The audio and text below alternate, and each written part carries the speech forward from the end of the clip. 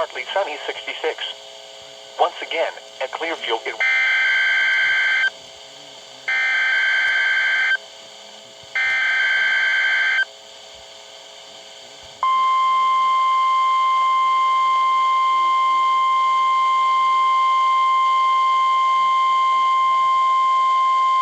This is the National Weather Service office in State College, Pennsylvania.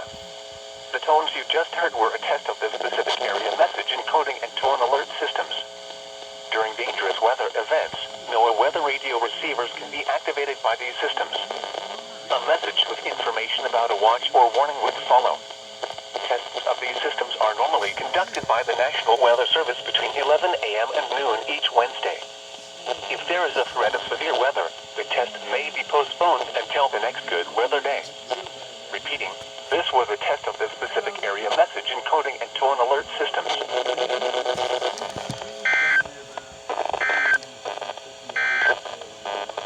The 8 to 14 day outlook.